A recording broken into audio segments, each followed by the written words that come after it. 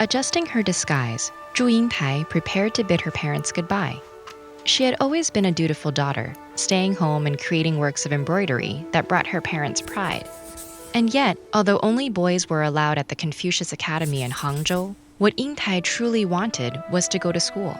She begged her parents to let her attend dressed as a boy, and seeing her determination and clever disguises, they finally agreed. However, they only gave her permission when she promised to keep her true identity a secret and eventually return to the traditional path they'd set for her. Elated, Yingtai began her journey to Hangzhou. On the way, she found herself at a crossroads, unsure which route to take, when a young man approached. As their eyes met, they shared an instant connection. Yingtai learned that his name was Liang Shanbo and that he'd be her classmate at the academy. So they walked the rest of the way together, wrapped in conversation. Yingtai realized that despite her meticulous disguise, she felt that she could finally be herself. The two decided to celebrate what they thought would be a long, close friendship and became sworn brothers. At the academy, Yingtai buried herself in books and studied with Shanbo late into the nights. The two felt at home so long as they were at each other's sides.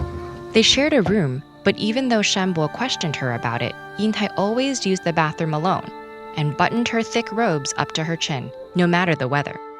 Now and again, Yingtai heard students muttering about her secretive behavior. As months slipped into years, Yingtai continued to excel at her studies and felt like her past and intended future were lifetimes away. Yet the whispers grew louder, and after 3 years, she had no choice but to leave.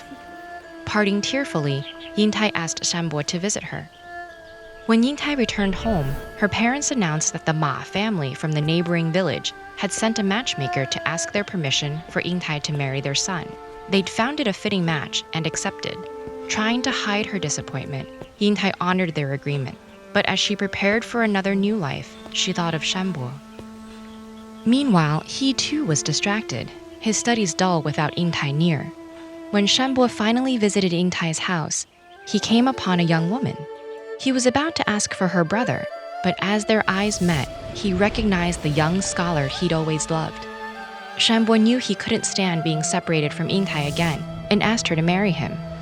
But heartbroken, Yingtai told him that she was already promised to another. Shanbo was devastated, but he understood that Yingtai had to abide by her parents' wishes, and they parted again. Shanbo fell ill and grew weaker by the day. Worried, his family sent a matchmaker to the Zhu family, but because of Yingtai's current engagement, her father refused the proposal. Doing otherwise would bring their family public shame. Shanbo's illness took a turn for the worse, and sensing he wouldn't live to see her married, Shanbo wrote Yingtai a final letter. If Yingtai loved him, he asked that she burn incense in front of his tomb when she was on her way to the Ma family. When Yingtai's wedding day came, it also felt like a funeral. As the procession wound through town under stormy skies, Yingtai broke off and knelt in front of Shanbo's tomb, lighting incense and offering sacrifices through her tears. Suddenly, a clap of thunder sounded above, and a lightning bolt shot through the tomb, fracturing the stone. Without hesitation, Yingtai threw herself in. As her parents rushed to rescue their daughter, 2 butterflies fluttered out of the crack. This time, Yingtai had transformed for good. Finally free, she could float forever with Shanbo at her side. Would you travel to the underworld to save your one true love?